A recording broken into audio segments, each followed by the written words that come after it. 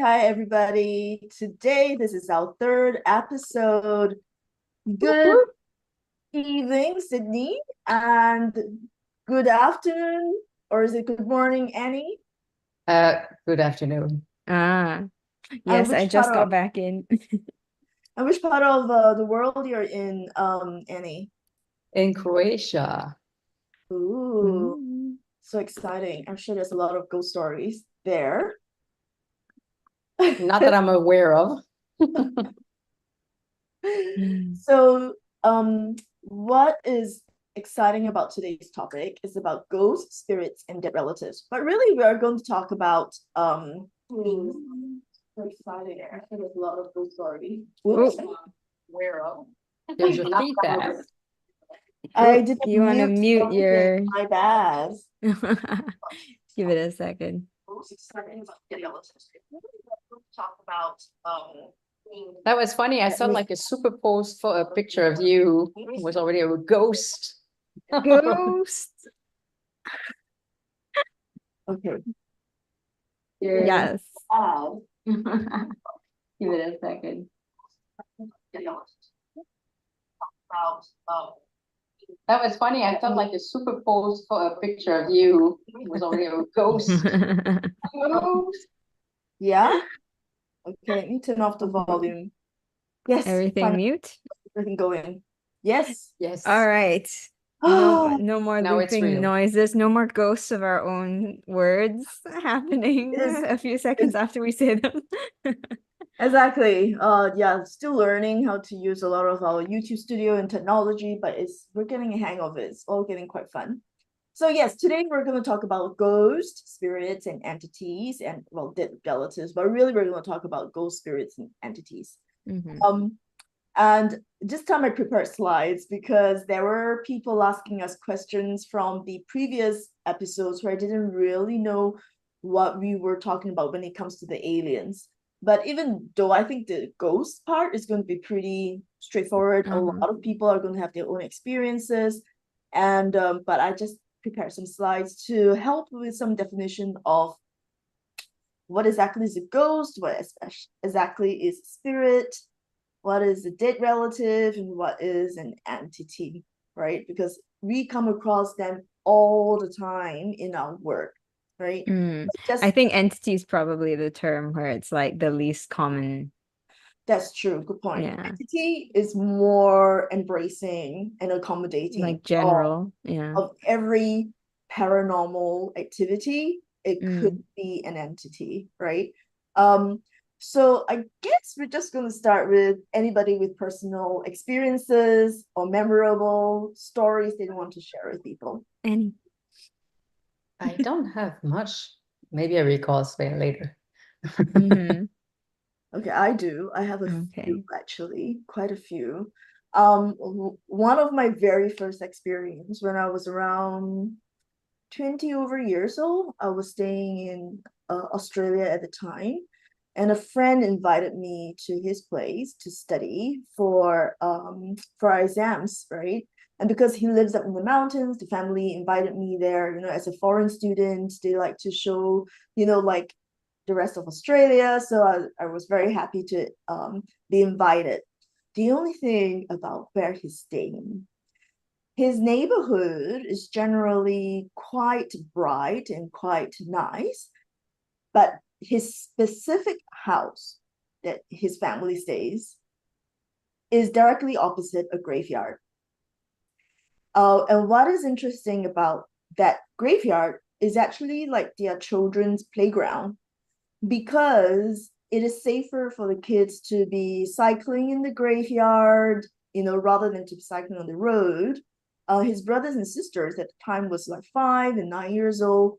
They would then cycle there or have their like play their hide and seek around there before dinner.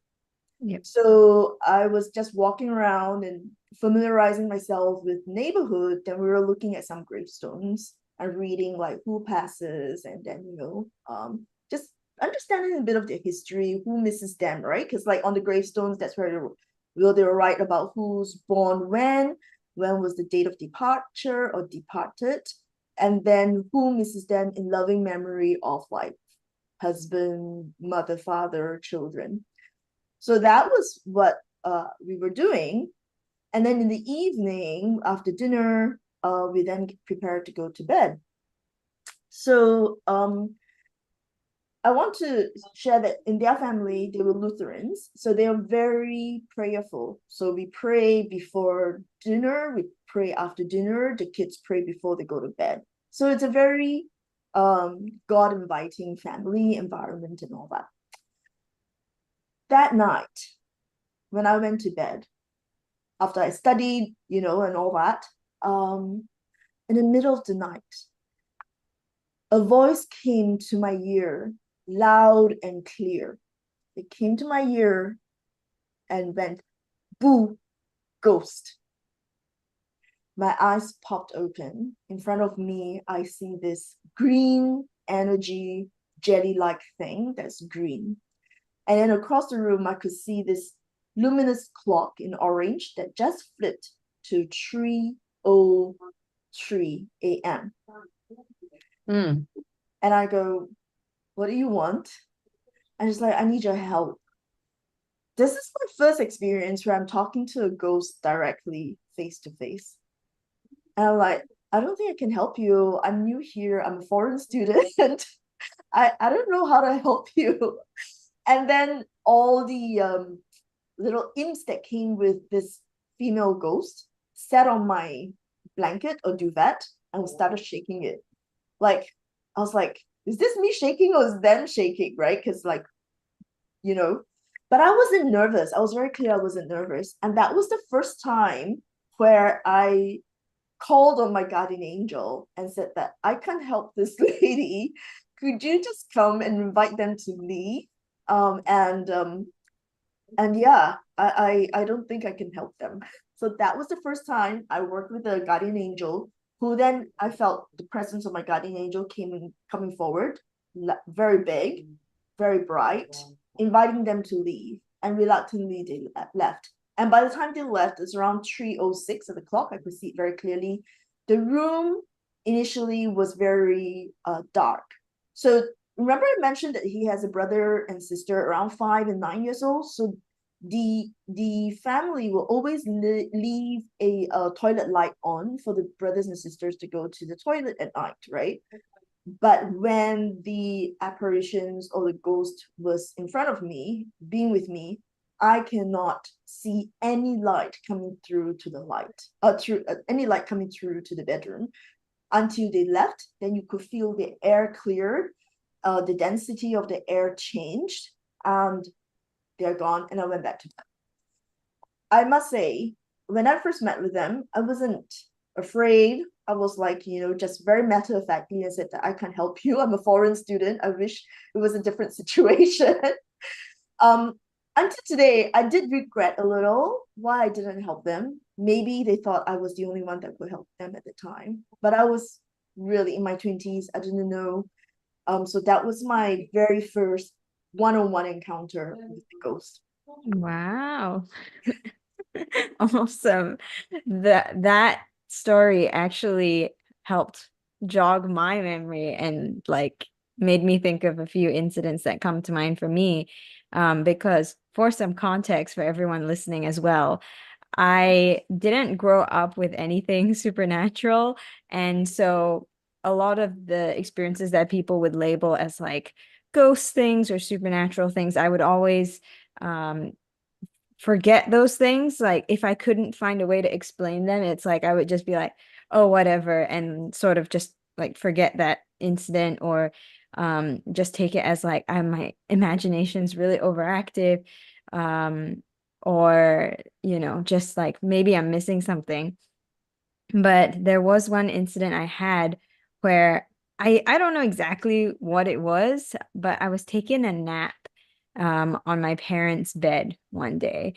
And as I was lying down, I was facing towards their bedroom door. And as I was looking towards the doorway, I noticed some lights above the doorway. They were really tiny, like little pinpricks of light starting to appear. And then they started to wiggle and they looked like they were swimming, like you might see a tadpole swimming. So all these tiny little like white tadpoles, white because they look like points of light, started wiggling and moving towards the center of the room where the bed was. And I saw that and I thought, I think my eyes have gone funny. Like maybe the blood flow in my head is messed up right now.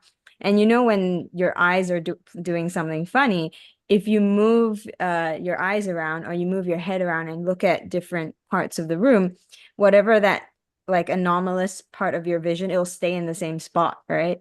So that's what I did. I was like, I'll move around and it'll be in the same spot, but it wasn't. It stayed by the door. And that was when I was like, oh, this is so strange. And I was just lying there so shocked that I didn't even think about doing anything. I was just so absorbed in observing what was happening. I was just lying there like this, like just looking around like that. And as I was doing that, the spot that they started at the door, they started coming in from all different directions, like more and more.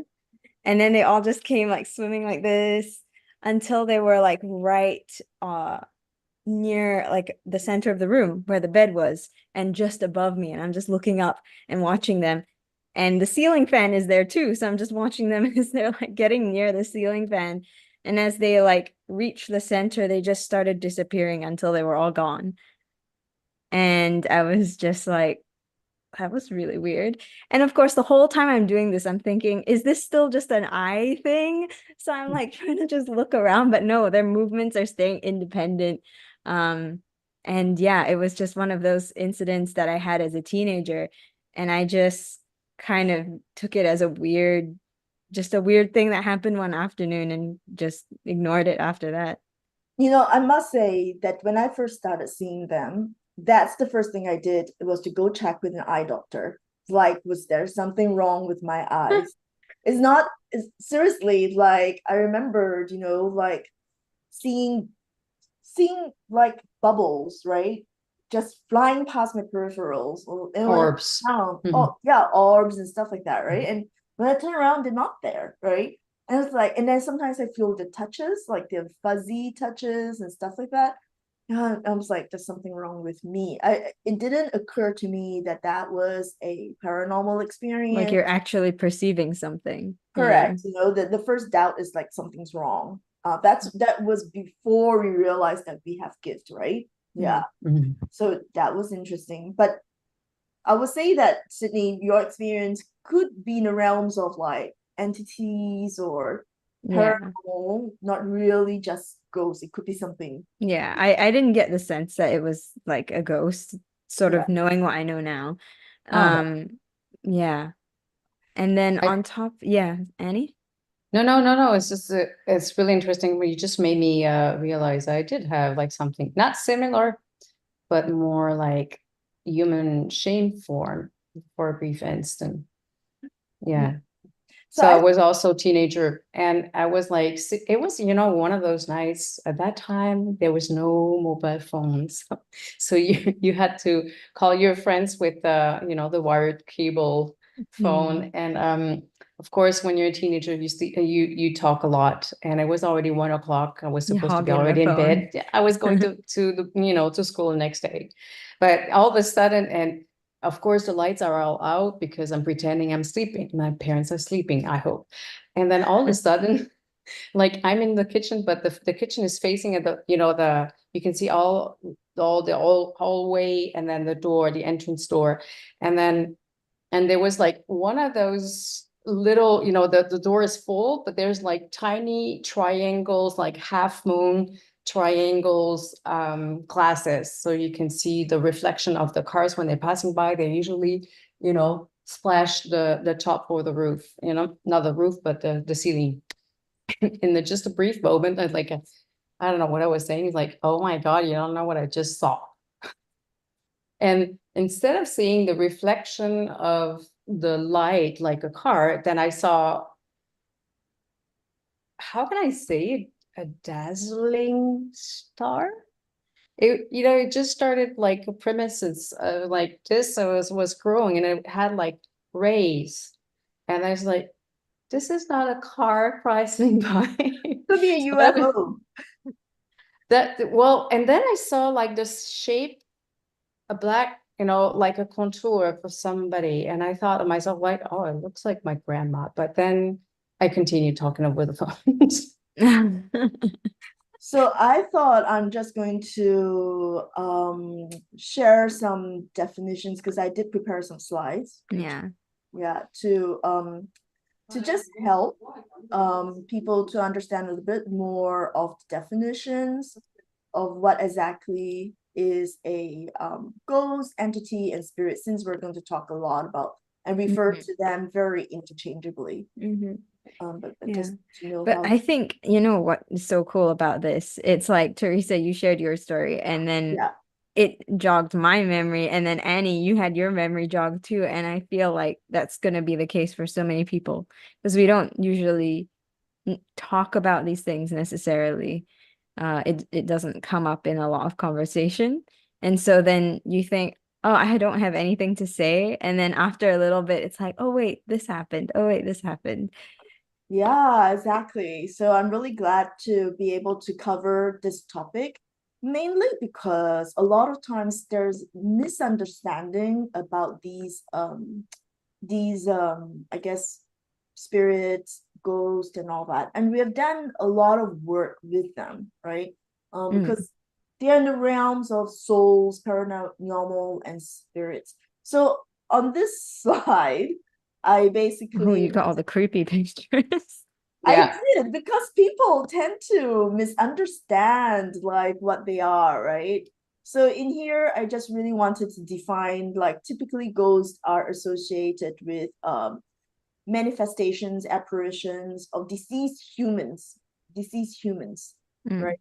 And so that they often, in our experience, when we are channeling them, they're really spirits who one wanted to hang around, and two, they didn't know they're dead.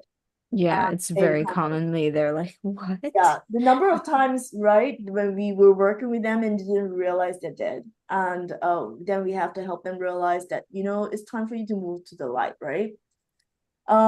This one, spirits, when we talk about them in a broader term, they can be elementals, they can be places where there are little imps or little just energies going around that are conscious of what they're doing. They can be spirits of animals. They can be Yes. tree spirits, flower spirits. They could be of all that. So I thought that is more general, right? But moving on to even more general, we talk about the entities. That's when we sometimes don't even know how to define them, but they're Yeah. really just paranormal energies that actually do have a conscious of what they are doing. So sometimes they want to call them imps, they want to call them demons, they want to call them uh things, even like aliens, UFOs, and all that, right? It's all Yeah. part of the entities. So hopefully this helps some people with their definitions, because like even ghost, dragons, they also consider elementals or entities. We're not too defining when it comes to entities. They're more embracing. And then the last slide, and I'm going to stop sharing after this, is actually some of the questions when I was telling my friends and relatives or people, family, that I'm going to be preparing a YouTube live about ghosts, spirits, and all that. They were like, wow, are they real? For real? Right? That's the most common thing, I think that's fair. right? Like, some of them say they're so not sensitive to them, so that they don't think they exist. And do they really possess a person? Right? Like sometimes the I guess the very fine line of being possessed versus a mental illness. Right, a number of times, and it's actually quite interesting. I volunteered in the Singapore's mental hospital before, and I did ask generally, like, when do they ever consider, like, is this a possession, the hallucination, delusion, and all that? Has that got to do with the paranormal, the spirits, versus where they really have a mental illness, right? Like the definition is very, very, very loose in that sense, right? We don't really know. And interesting enough, the people who volunteer there, they say that sometimes they also don't know. Yeah. I want to just say one thing about that, which is because oftentimes we're looking at symptoms, and even for physical ailments, a lot of very different physical ailments can have very similar symptoms, right? It's like a lot of things will give you a cough.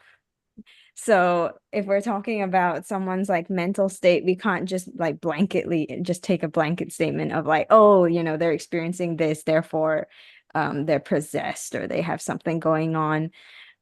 Which is why I think also, it's so cool you having worked with actual psychiatrists and stuff like that.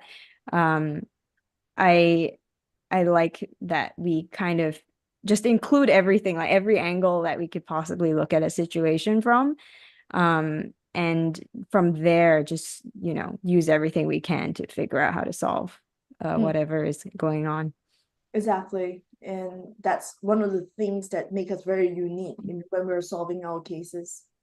And then of course, the next question is like, if there's possession, then there should be exorcism, right? How to get them out of our body, right? And then also, are they evil? Generally defined, like, are they bad or are they here to harm us? So these are some of the things I think we can answer today, right? Yes. Just to help them. So I won't stop sharing, but let's keep this. Let's answer the questions. You want to answer the questions first? Okay, I'm going to Yeah. stop sharing first, because if not, the screen is just going to see one of us talking. Oh. Or do you want to leave the screen on? Yeah, I think we can leave it on for a little longer just to like answer the questions. Okay. So the first one, are they real? Do they exist? I'm a definite yes. You're a definite yes. I Yeah. think I want to add to that just because to take the perspective of someone who's like on the fence or like doesn't fully feel like they can trust any of the direct experiences that they have that are odd. It's really hard to like gather any kind of empirical data around ghosts and spirits and stuff, because then that would require like physical substance and isolating variables and all that kind of stuff. So I think if we're ever answering the questions of are ghosts and spirits real, we can answer it along a similar line of are your own dreams and thoughts real? In the sense that it's like, okay, we're able to, for example, measure brain activity, but that's only the electrical activity of the brain, and that's not the specifics of like what you thought about. So it's correlated, but it's not actually proving your thoughts are real. But none of us are out here going, my thoughts aren't real, my dreams aren't real, the things that I want aren't real. We're like, yes, all of those things are real for us. So I think thinking about ghosts and spirits being real in that kind of sense could be a helpful perspective to take. Good one. Annie? I would agree to what you both said already. For me, it would be not empirical. It's mostly let's just say energy. When you enter in a space or you don't feel comfortable or anything, so energy is energy. So if you see it or you don't see it, you feel it, then for me, that's real. Yeah. It's not just with the eyes or like taste. I mean, it's one of our senses, and feeling is one of them. Yeah. Now the big question, do they really possess a human? You're the expert, Teresa.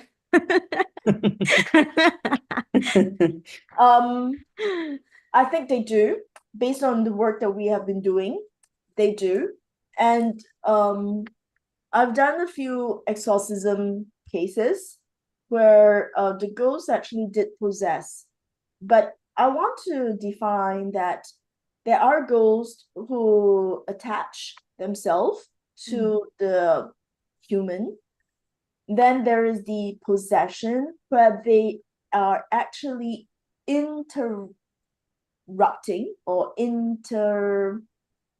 interacting with the human's life, right? So in that sense, which means like their preference for food, their mood, their fears, their beliefs, that's when the possession happens, and the person will then take on all these things.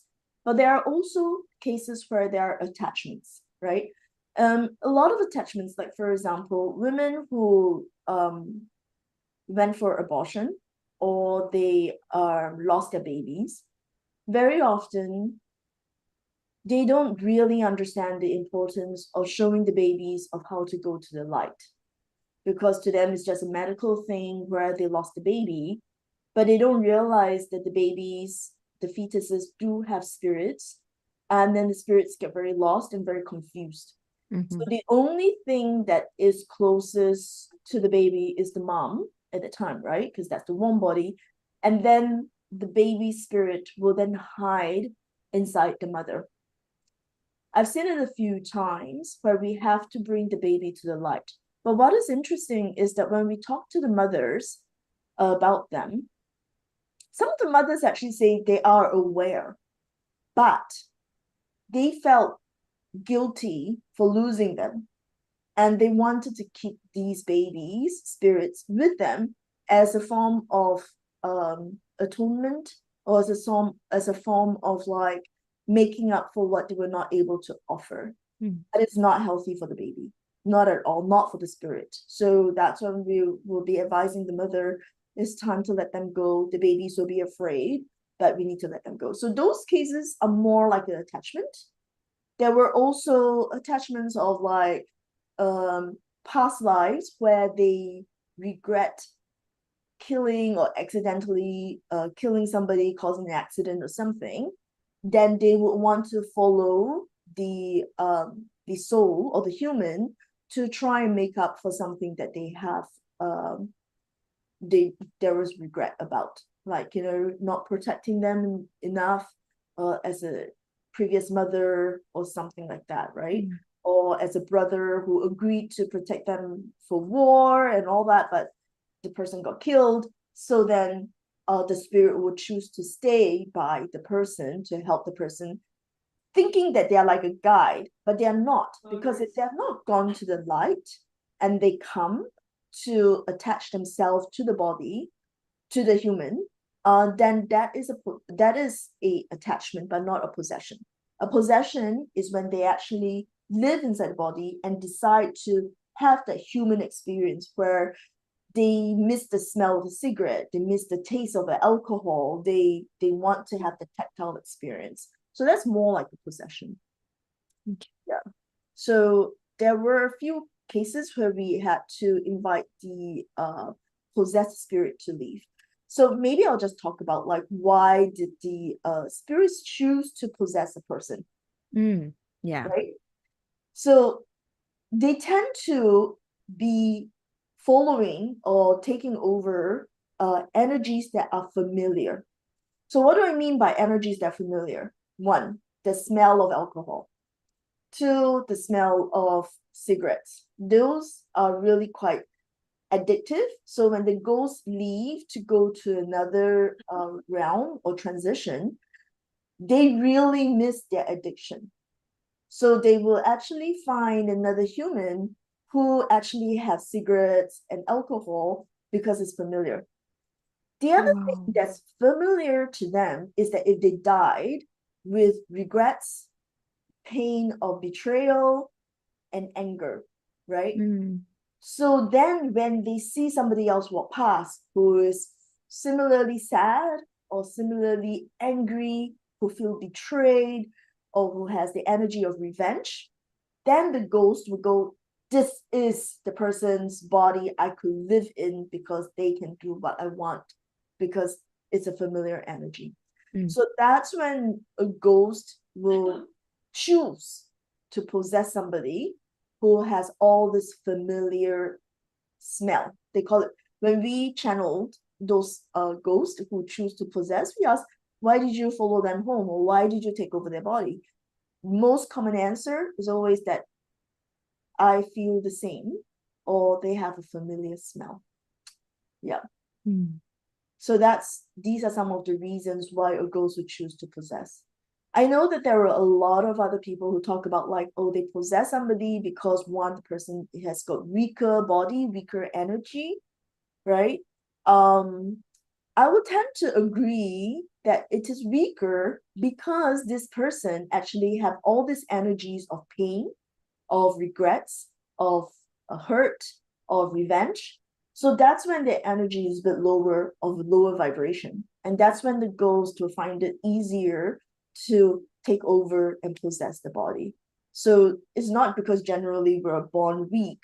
It's just that when our thought forms are so negative, when we are sad and lowered our energy because we have so much thoughts about revenge, hurt, and all those things, hate, and all that, that's when it's easy for the ghost to take over.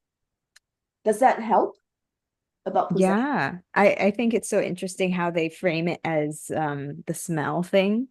I just wanted to add to anyone because I know we kind of like do this stuff really often, so now I feel like it all feels very normal, but it's kind of a very creepy topic for a lot of people. So I also just wanted to say that if anyone is facing like a lot of sadness, a lot of anger, and hearing that that can be attractive, freaks you out, I wanted to say that it's not just about having your feelings, like it's okay to have whatever your feelings are. You will be able to naturally process them. So don't overly concern yourself with like being scared to feel your feelings because of what we've said today. Because the vast majority of us, as long as you're able to just feel them through, they'll clear up by themselves and you'll be fine. So yeah, don't worry about it is the main thing I want to get across. Sydney, I mean, you'd like to say that, see, don't be afraid to feel your emotions and your Yeah. feelings, and you're not going to be a target necessarily. Yeah, Yes, you're not an open door. exactly. Yeah. You're not. Thank you for clarifying that. Yeah, because as long as you let the energy through, then it doesn't let them linger, right? So it is when we sometimes don't realize how deeply we hold these energies and not express them and let them through, that's when the smell becomes familiar. Yeah. So then that begets the next question, right? Is that if they did possess the person, Mm-hmm. one, will the person realize it? And then two, how do we invite them to leave? Yes. And what is exorcism? And is that different from what we do as well? Exorcism really, I mean, I'm glad you asked that question because it's quite interesting. There's many different forms of exorcism, right? Especially when we talk to the religious groups. Their form of exorcism is very often very rituals, involved with a lot of rituals, and there's a lot of different types of prayers, and there's a lot of screaming, shouting sometimes for some other more violent ones. But one of the things that I learned working with the guides when we're inviting the spirits or the ghosts to leave is that some of these ways that are used, deployed to remove the ghost, they actually destroy the soul of the ghost. Mm. That's when we have to realize that one, the reason why I put today's title as Dead Relatives, right? Because one, ghosts are souls. Yeah. They are literally souls that did not go to the light to go on to the next journey of what the soul is designed to go. Mm-hmm. So they chose to stay on earth when there's really no more place for them here. So a lot of the rituals that were involved to capture them actually destroy them. Mm. Yeah, that's cool because I'm glad you brought that up because I also uh learned that completely separately, where it was like explained to me that with a lot of exorcism, they do take the soul of whatever it is they're exercising and essentially like obliterate it, just kind of like deconstruct it. So yeah, Yeah, it's really interesting and pretty different from what the we've way done we so far. correct. So it's actually quite sad to know that a soul is actually meant to be eternal. It's actually meant to have many, many different experiences. But because they're caught in the cycle of emotions and strong energies on earth, that they forgot about the eternal being that we were born to be. And then they end up being a ghost. And then what is more painful is that when they get exorcised, if that's the word, exorcism, exorcised, Yep, yeah. and then they get destroyed, right? And then that's the end of their soul's journey. When Mm, souls are meant to be eternal, right? So mm, the way we do it is often we have some form of negotiation. We talk to them to understand. Very often the ghost, when they stay on earth, is because there are regrets and there are things that's not done. There are pain, right? Either it is revenge. We have met many cases of like they felt their land has been taken from them, unfairly, or there were regrets of not being able to look after their family. And there were also many other things that they regret not having a chance to do mm, for their loved ones or their community, mm, especially leaders, and they mm. hung around. Yeah. But there were also many other ghosts that we meet that are staying in the trauma cycle of pain when they have the car accident or tsunami or plane crash. We just did a plane crash Yeah. case a few weeks ago. So Hmm. the way we do exorcism really is just one, hearing them out, understand their pain, and negotiating with them to say that, are you ready to go to the light? Are you ready to let go? Are you ready to forgive? And then we send the boatmen, which are the angels, to come pick them up, fetch them, and leave. Sometimes Mm. they don't trust us. Then Mother Mary, Jesus, the angels, Buddha, Whoever Ganesha, whoever whoever, can come in and talk to them. It's like therapy Guan session. Yin, yeah, Guan Yin and all this, right? Who they are more familiar with, Hmm. they will go with them. I want to share a case that I'm wait, should I stop the PowerPoint for a while? Yes. Yeah, yeah, sure. I think Yeah, else, yeah, we can stop the PowerPoint for a while. yeah, because after that we're going to talk about the exorcism, whether are they evil and whether they want to harm us. I'm going to cover it all here.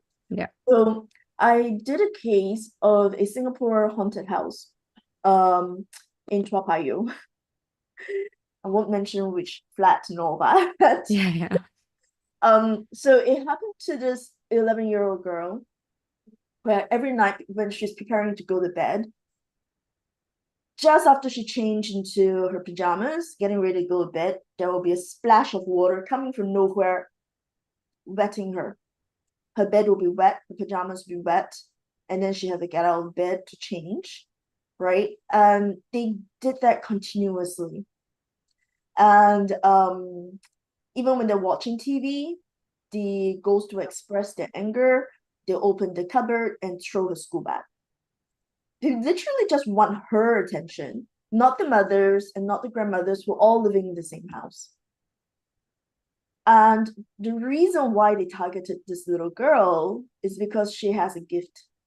She's able to see them, but she didn't turn them on, right? And they know they can communicate with her, but she's not aware of her gift. So they were trying to get her attention. So when we went in to do the case, the first thing we did was to turn on her gift to help her know that this is normal. To some people have the gift to be able to draw, some people have the gift to be able to sing, some people have the gift to communicate with spirits.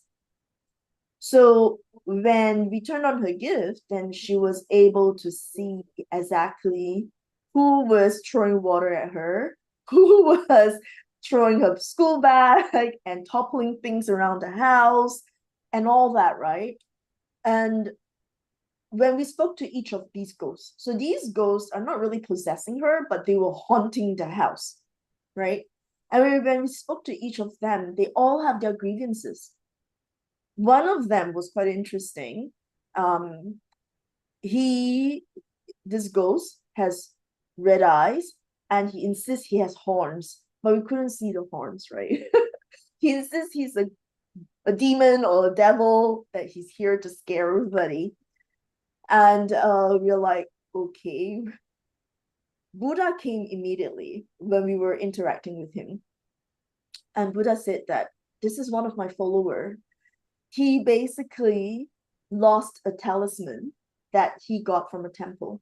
And he felt so betrayed. He felt so angry. He felt that somebody has stole the talisman from him. So that's why he had an accident, and therefore he passed. So he's full of revenge, full of anger that somebody took away the talisman of protection. So then he has been hunting and searching for this talisman all the time when he was even as a spirit. He's so embroiled with anger, betrayal, hate, and all that. And he just wanted anybody's attention to help him find his talisman. So when Buddha came, Buddha's like, well, you wanted a talisman, you needed me, you wanted me to be near, I'm here. But he didn't want to listen. He was just so bent on anger, revenge, and all that, until the Buddha said, look, I'm just going to leave this staircase to the light. You make the choice when you want to leave. So that was one of the cases that I did in Singapore, in Toa Payoh. And there was a lot of haunting in that house, not because there was a portal, but it's because all the spirits and ghosts were aware that the little girl was able to feel them, sense them, and communicate with them. Oh, you just opened a can of worms there. You were like, it wasn't a haunting because of a portal. Now everyone's going to be like, what's a portal? Next week. Yeah, so that was another case. So the ghost did think that he was evil, but he wasn't. He was actually a normal human soul. He wasn't a demon. He wasn't a devil. Evil. Yeah, but he wanted that because he was so angry. And sometimes he think that if I'm a demon, if I'm a devil, then I'm powerful enough to scare people to do things that I want. But it was another human spirit. Yeah. So to the other question, then I hopefully answered that most of them are not evil. Most of them had a lot of pain that was not resolved, and they had no other ways of resolving it as a spirit and as a ghost.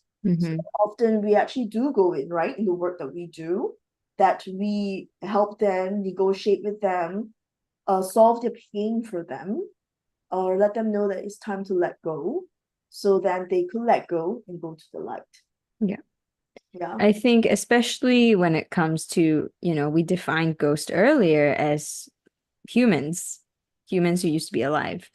And I think it's fair to say that humans aren't evil, even though sometimes maybe you'll see a human doing something and you're like, wow, surely that one's evil. But it's crazy the capacity we have to like do all sorts of insane things. But it's not like anyone's pure evil. It's just that sometimes we may amplify certain aspects of our nature more than others. And especially once someone's passed away, you no longer have that like physical anchor, that container that kind of puts limiters on everything. So often, like you said, Teresa, when we're clearing these souls, these soul fragments sometimes that are like stuck on a loop of a traumatic event, it's like every single time you've ever been stuck in your head over something, except there's even less of a chance of breaking out of it, just because there's nothing to ground you any longer. There's nothing like physical to snap you back out of it. So it can seem sometimes like when we're clearing certain spirits, if you would hear what they were stuck on, it's like, wait, well, how are you stuck on this for like thousands of years? But, they don't even notice the passage of time too. So without the sense of time that your body gives you, it's really hard to tell how long you're stuck on something too. Yeah. So, to give more context even to like what those situations are like for Yeah. those ghosts. So Annie wanted to say something, or I'm being attacked by flies, sorry. it is You're like summer. raising your hand for class, but no, it's No. just flies. But I do have a question that came up, so maybe it was the next point you want to bring in. But we tend to talk about ghosts and entities in the daytime, and what about in nighttime when we sleep? Or even when they're in church, like, is there ghosts in church? There are also some questions like, oh, we're in religious holy grounds and ghosts don't exist there, Mm. right? I would say that at night they seem more active, is Mhm. because we are in a different brain frequency, More liminal. Yeah, you're right? almost more dreamy. Right? And then we're able to then detect them a bit more. But if not, there's no such thing as ghosts are only existing at night, or like because of the sun power and then the moon energy. I don't think so. They definitely exist.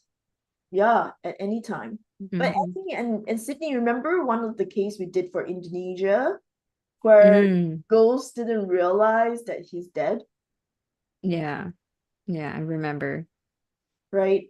And we had to really skirt around the situation. We didn't want to shock the ghost and say that you're dead. Yeah, we basically were asking him like, what was the last thing you remember? Because he was talking about his day-to-day life. Um, And and he's then he was thinking, like, there are people around me, but I'm not really clear on who they are. And it's like, are you sure these are your family members or is this somebody else? And he wasn't sure. yeah. And he wasn't able to see them clearly. And when I asked him, I said, what Oh, was the last thing you remembered, right? He's like, I was at a construction site and the crane broke and it fell on my colleague, and my colleague then was badly hurt. But he didn't realize that in that when that crane fell, it fell on him too, and he was also badly hurt. Yeah. Annie, do you remember that case? I have some Impression. impressions. Yes, Yeah. sometimes when we channel, we have some like it happens to me a lot that I don't remember everything afterwards. But yeah, Yeah, it's true, it's true. So yes, it's coming back. yeah, Yeah. so when he mentioned that, he said, then I asked like what happened to you after the accident? He said, I just went home. I Yeah. said, who do you stay at home with? He said, I stay with my sister and her son. I was Yeah. like, okay. Then I said, what was the last meal you had? And that's when he goes, it's been a while since I last ate. Yeah. I was How like, long?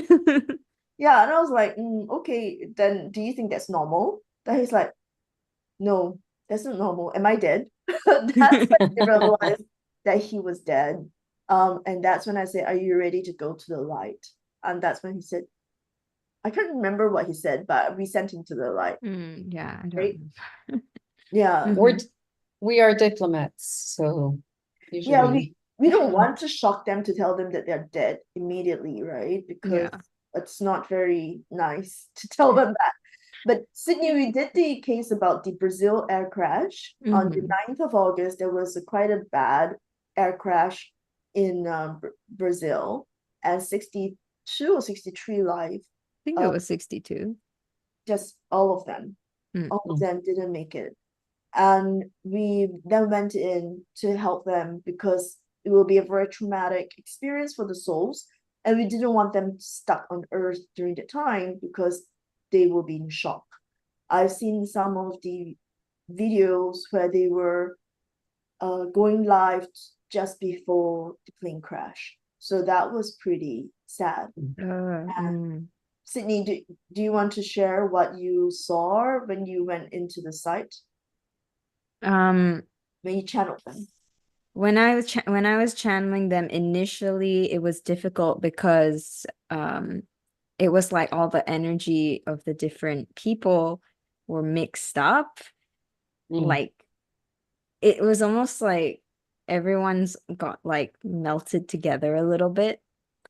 Um, and then I also was getting just the impression of like being inside of like a wreck, like a lot of metal as well, like inside, and then just yeah, just like a lot of shock, a lot of confusion, and then just pain. And then once things started to become coherent and verbal, then most of them were asking about when people would be taking them to the hospital, especially as we were telling them, like, okay, we're gonna bring people to come help you go to the light.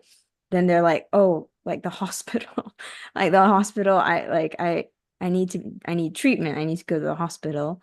And so they initially didn't want to move until, someone came over, like they had medical staff or people show up.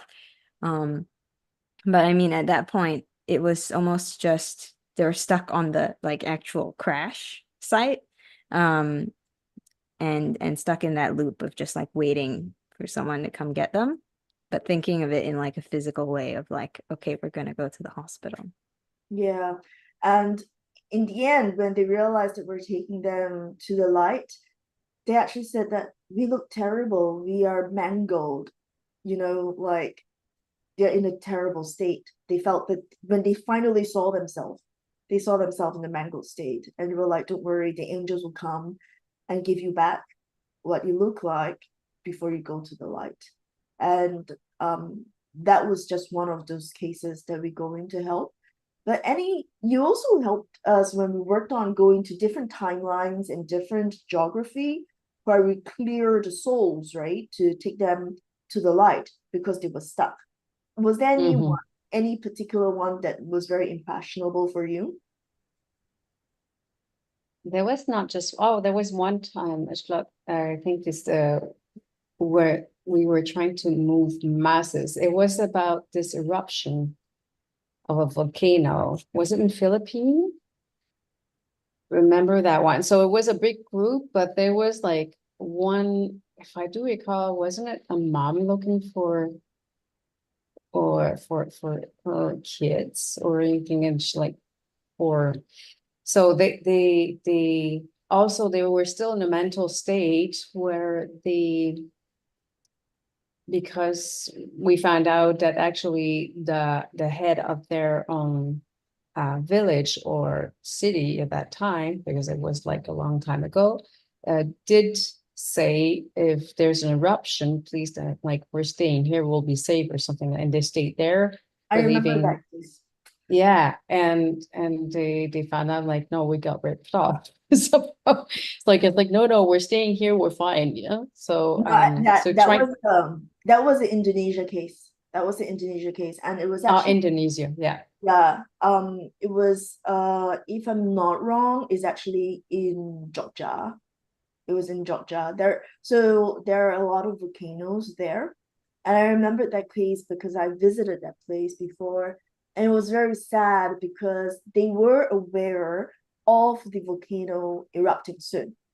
But the head of the village at that time, because they were all praying to the volcanoes. They were praying to the volcanoes because the volcanoes will nourish the land and let them have a really good crop every year, right? So they Mm-hmm. pray to the energies or the god of volcano. So when they were told that the volcano was going to erupt, the head village felt that head villager, the head of the villager, Yeah. felt that it is his responsibility to ensure that there were sacrifices made to the volcano's eruption. And so he then prayed when the volcano was coming down and just allowing the lava to eat up everybody. So that was the case we went in to help clear a lot of these souls that they were not aware that they were dead. Mm. We've done many. They Go they on. were so confused, and also yeah, not just confused, but also, yeah, there are a lot of angriness. It's like, what is it? Like they realize what really happened and their trust they had in their own, you know, into their, not politics, but in the, how do you call it, chief or legion, or like who was ahead, Leader. or Mhm. that their leader is. Yeah. And that was we were talking about like thousands of people. That was a big chunk. Yeah. But actually, there were many other cases that we did, like because so one of the things that we do for fun, or not for fun, actually, Not for fun. no, That isn't necessarily for like a client asking us to do it. It's just what we yeah, do with the big group of channelers. correct. We should like eventually you'll see everybody over time, maybe. Maybe. Maybe, but there were so many timelines, right? So basically, we will go into different places in terms of timeline and geography to help those spirits, souls, ghosts that were trapped in that trauma, especially when it comes to accidents or war or a natural disaster, when they didn't realize that they have passed. And that's when we go in there to support them and help them take them to the light. But I remember one case that I was doing with one channeler is the Singapore's Changi Hospital. Ah, So Singapore, famous. yeah, infamous. Yes. Infamous. Singapore's Changi Hospital is a closed down already. So it is a infamous hospital for a lot of haunting. Yeah. And because there were a lot of prisoner of war that was housed there. And then, of course, during the Second World War, there was a lot of atrocities done to humans. So there was a lot of pain and trauma that continued to stay in those loop and those cycle. So we went in to take these souls to the light. But the channeler was stunned and shocked with what she saw, because she was, at the time, she just graduated as a channeler, right? So then I was like, okay, First day working. yeah, it's like okay, you know what? As a practice, let's just go into the most famous Singapore Changi Hospital because it's haunted. So let's just see what can we do for them there. And she was shocked, right? Because she saw so many mangled bodies that was dismembered. She saw nurses that are ghosts that still walking in and out of the corridors carrying children. And the smell, the stench of the dead. Oh, Um, not a great smell. no, it's not a great smell. And then also because then I was telling her that I see a tunnel, and then we need to go into the tunnel to help these souls. And when she went into the tunnel, she's like, all this were half dead. They're not fully dead, and they get chucked in to that tunnel in their mangled bodies. So then yeah, we took them to the light, but it is these cases where these are the ghosts that are trapped in that cycle of pain and was not able to get out of this pain until somebody go guide them to the light. So these are some of the things we do for the for these ghosts and spirits that are trapped. So the final question is like, are they evil? Do they want to harm us? Right? I think most of the time is that because one, they want help. Two, they have grievances not expressed. Three, they are trapped in that cycle. There are times when people talk about ghosts wanting to take over your body, or they want, in Chinese, they call it 交替, which means that they want to take over somebody else's body. And I'm not too sure why they want to do that, because we haven't come across cases like that before. Mm. But I'm not too sure in Western, do you hear such thing about ghosts wanting to take over so that they can reincarnate better or something? Not from my side of like I'm in Europe, but maybe we would hear some of those cases more like around Mexico or Guatemala. That could be like something in, well, maybe people will write it down in the comments where we should look up for such cases. Yeah. Share your stories. Yes. Yeah, absolutely. We're excited to hear Mm. people's story. Hey, you know what? I didn't realize that. Look at the time. Oh my goodness. We are so way past. Wait, before we finish, there was something that I wanted to make a note of regarding what we said earlier about exorcisms, Mhm. and how a lot of them like obliterate the soul or energy that is like causing the possession.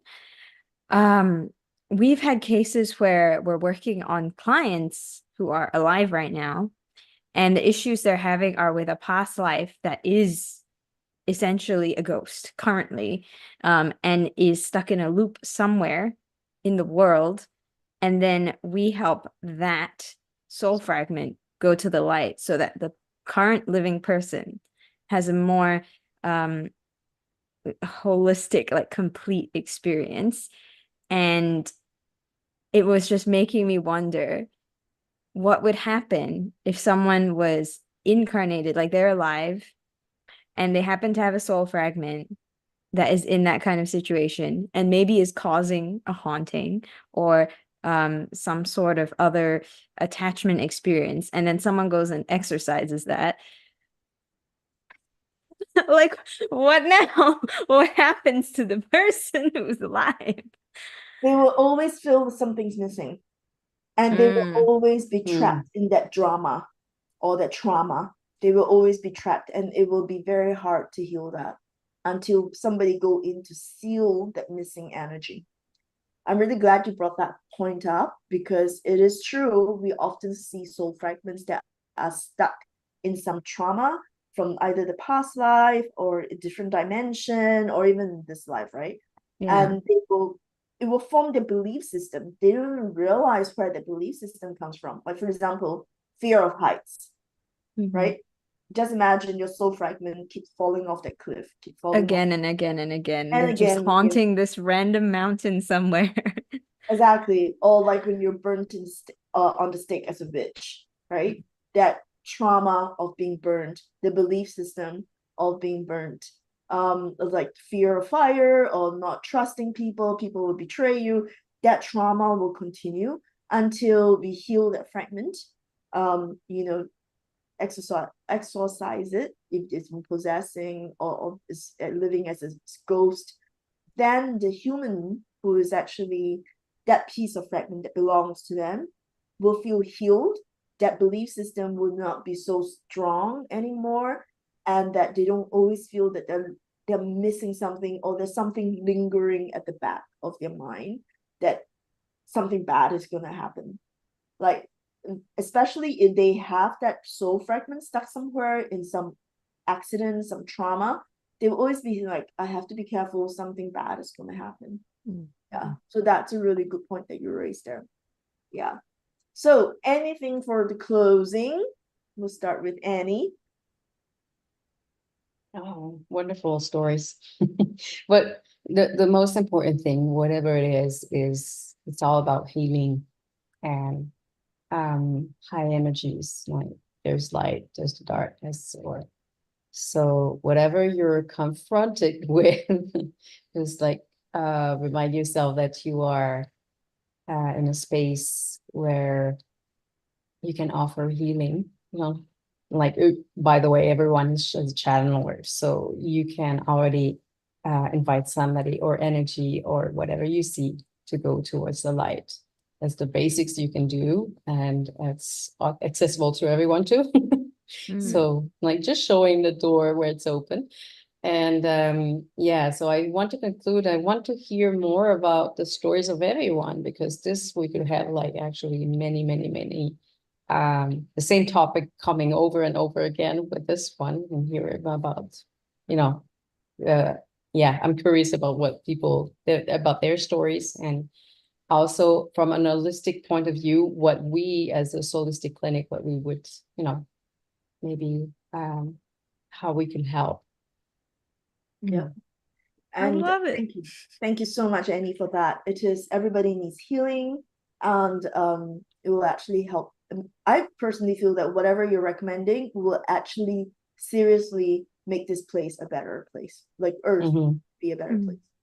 Sydney? Um, I think Annie, your point to that that I want to say, and like what I thought about is that with a lot of the, specifically since we're covering ghosts most strongly today, a lot of those are situations where the energy is stuck on a loop of something, and treating something that is actually um something changing, something that will always pass, and in treating it like that thing is eternal, right? Like treat the anger like it's eternal, or treat the sense of vengeance or sadness as eternal. Um, and whether it's to do with like a ghost or a person's life, I think if the soul is eternal, then that's the eternal thing, and everything else, it's like change is the only constant. And so, to reiterate that point of like all of your feelings are fine to feel, and just like let that pass through. And, there's no like should in regard to your feeling, because it's just something that happens. And if you ever happen to uh come across any kind of situation, just like Annie said, you can just try having the intention of showing that thing, like, hey, you can move towards the light. You can move on from the experience that you're looping through at the moment. Mm. And I mean, I can't guarantee what's going to happen, but that's always an option, and maybe a different option than how you might initially react, because it can be super creepy when it happens in reality. Mhm. And so if you can like just remember to hold this one intention, it can help to reduce how scary and creepy that kind of experience can be on the side of us as like living people. Yeah, very wise words, very wise words. I actually have one more story before we end. Ooh, yay! I love story time. So this is a case where it just happened very recently because we're in the middle of work. And this time is with the other channeler Grace, as well as I can't remember who else was here. It was Grace and another channeler. So we were working on a case, and just as we were about to end, I think it's with Chong Sun. Yeah.